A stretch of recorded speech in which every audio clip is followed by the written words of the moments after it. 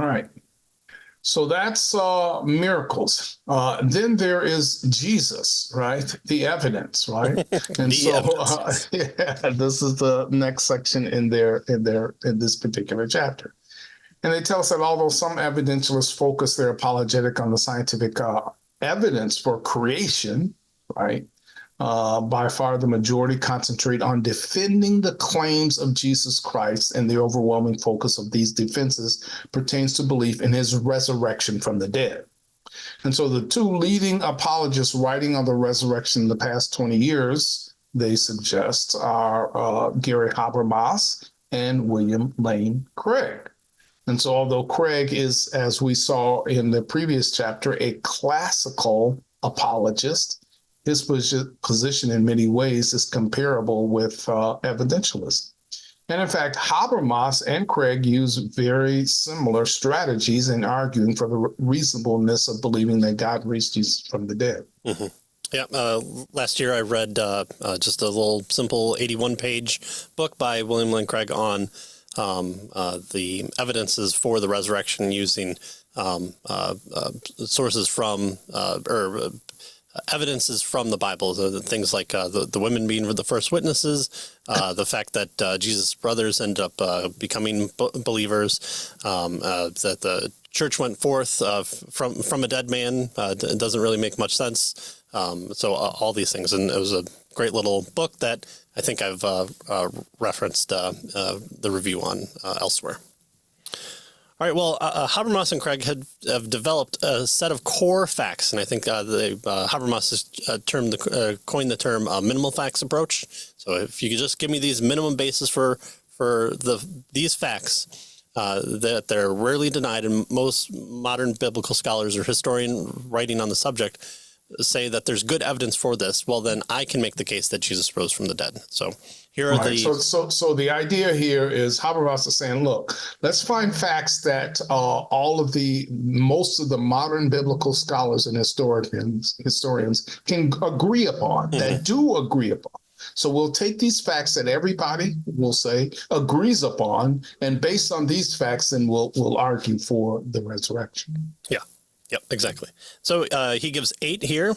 Jesus was publicly executed and died on a Roman cross. Second is that Jesus was buried in a tomb. Then Jesus' tomb was discovered empty the Sunday after his burial. Jesus' followers had no basis for hoping that he would be raised from the dead. Fifth, women friends of Jesus had experiences of seeing Jesus alive from the dead. And then Jesus' apostles had experience of seeing Jesus alive from the dead. 7, the first Christians proclaimed Jerusalem just weeks after Jesus' death that he had literally risen from the dead. And the final one, 8, is that Paul, a persecutor of the Christians, converted to faith in Christ after an experience of seeing Jesus alive from the dead. So given those 8 facts, you can make the case that it is more probable than not that Jesus rose from the dead. If he rose from the dead, we should look at his claims for why he did so. One of them being, I'm God, and then maybe we should believe him. So it lends to the evidence of these 8 facts. Given these 8 facts, it's more likely than not that Jesus rose from the dead. If he rose from the dead, it's more likely than not that Jesus is God. And therefore God exists, and we're all happy at that point. Second, Habermas and Craig refute objections to each of these generally recognized facts and offer additional support for each of these planks of the argument. So in practice, the 2 facts that are most often disputed are the empty tomb and the first appearances of Jesus. And so those are the ones that they focus in on, right? The credibility of the empty tomb is defended by several considerations. Paul's reference to Jesus' death, burial, and resurrection as part of the received tradition of the church in 1 Corinthians 15, 3 through 5. And so what they argue here is that this is an early, I think, psalm or song of the church, right? Yeah. And that's found in 1 Corinthians. 1 Corinthians 5, in particular 3 through 5. And so this is very, very early. Corinthians is an early letter of Paul. This is very early then in terms of the the writings that we have with regard to Christianity. Right, and the writings are early, but the psalm, the creed sung has to be embedded into the culture of that church. It has to be known by Paul, and so it's making it even earlier than what we date First Corinthians. So it's even earlier because it has to be in the normal goings on of this church that Paul is referencing. So it's even earlier than where we put the marker on the writing. Right. And then secondly, the burial account in Mark, which itself is likely pre-Markian, it shows that the empty tomb was a part of the earliest church's understanding. It's our Q friend. He's helped us out. He's shown the empty tomb. Thanks, Q. Appreciate you. Well, the report of all four Gospels is that the women disciples of Jesus were the first to discover the empty tomb must be historical, since chauvinistic men of the time were not likely to have invented such a detail. You'd want to put at least Peter and probably John, the inner sanctum, first. You might have Nicodemus stumble upon the empty tomb first, but definitely not women. Right. Definitely not women who were going to the tomb to put aloe on the body of Jesus. The people that aren't running going, oh, he's risen. No, they're going somberly and with the expectation that there's going to be a body for them. And the only thing that they have is, well, who's going to roll this giant stone away from the tomb is where they get into their mind there. Well, the fact that Jesus' tomb was not venerated as a shrine shows again that the earliest Christians believed that the tomb was empty. We can go to the spot where our father David is buried, but let's go to the tomb of Jesus. It's not there. There's nothing to go to. Maybe Joseph of Arimathea, maybe he got it back. Maybe he was able to be buried in it after all.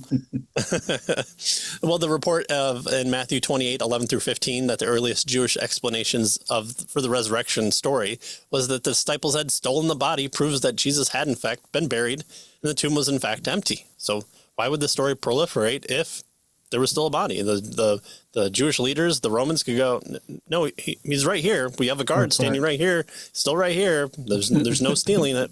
Yeah. This is so even if one is skeptical about Matthew's claim that the tomb had been guarded to prevent the body from being stolen, since no one would make up such a story if the tomb had not become empty. Because again, you could just take it back and go here. Why does it happen so soon after the resurrection, some 40 days after? You have all these people in the streets converting thousands and thousands of people in a culture, in a context that shouldn't be happening, and doing more so than even Jesus did at the time, and holding on to these converts that actually Jesus prophesied would actually happen as well. Yeah. In fact, the resurrection appearances also are shown to be authentic history for similar reasons. Again, the accounts of the appearances, especially in 1 Corinthians 15:6-8, are too early, these folks tell us, to have arisen as myths or legends. We have Paul's firsthand testimony that he saw Jesus alive. And then the gospel testimony that the first persons to see Jesus alive, again, were women, and as self-evidently reliable because of the issues that you brought up. And so all of these considerations then are brought together by evidentialists to constitute a cumulative case showing that the resurrection is the most probable, reasonable explanation of the facts. Yeah, and I used a lot of these in my presentation to a group of high schoolers at my church. I'll link that below because I used it as an episode for us.